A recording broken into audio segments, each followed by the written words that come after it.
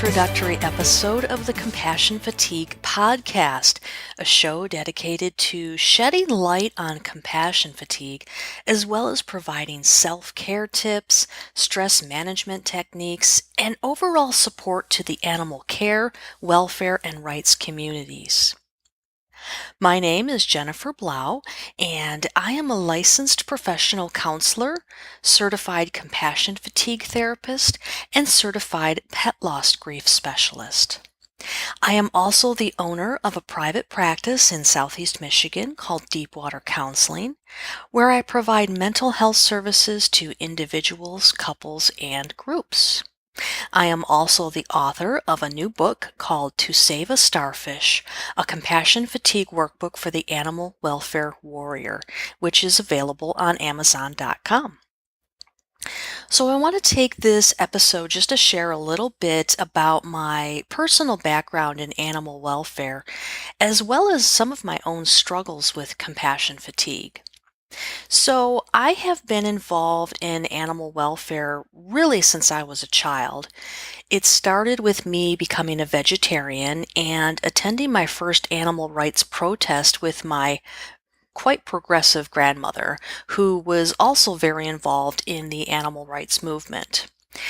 As I became more educated, I eventually became a vegan, and this led to my first experience with full-blown compassion fatigue. I would read books and watch videos, pretty much anything I could get my hands on in order to educate myself. The problem is that I became obsessed. I was taking in so much graphic information, so much cruelty, that I really became traumatized. I became depressed. I would lie awake night after night, just haunted by the things that I was seeing. Wanting to do even more, I eventually became involved with animal rescue and both worked and volunteered at local animal shelters. I've done pretty much everything from scoop poop to fostering animals to animal control work. And while the work itself was empowering, it was also traumatizing. Not only was I now being exposed to even more cruelty and neglect, but I was also involved in ending the lives of animals that nobody wanted.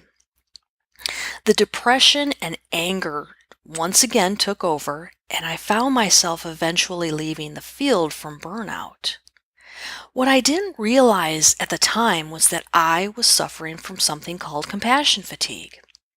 So when I went back to school to become a counselor, I decided that I wanted to specialize in helping the animal welfare community. And this is really what this podcast is going to be all about. I'll be talking to experts both in the field of animal welfare as well as mental health professionals about what compassion fatigue is, developing self-care strategies, stress management techniques, building resiliency, becoming empowered, finding support, cultivating compassion satisfaction, finding work-life balance, and so much more. So who is this podcast for? Well, if you are any way involved in the care, welfare, or protection of animals, then this podcast is for you. It's geared toward shelter staff and volunteers, veterinary professionals, animal control officers and humane investigators, foster parents, animal rescuers, ethical vegetarians and vegans, animal rights advocates and activists, pet sitters, dog walkers, groomers, animal attorneys, wildlife conservationists and rehabbers, and pretty much anyone else who loves animals. So I hope you will stay tuned, or better yet, subscribe to this podcast in iTunes so you don't miss a single episode.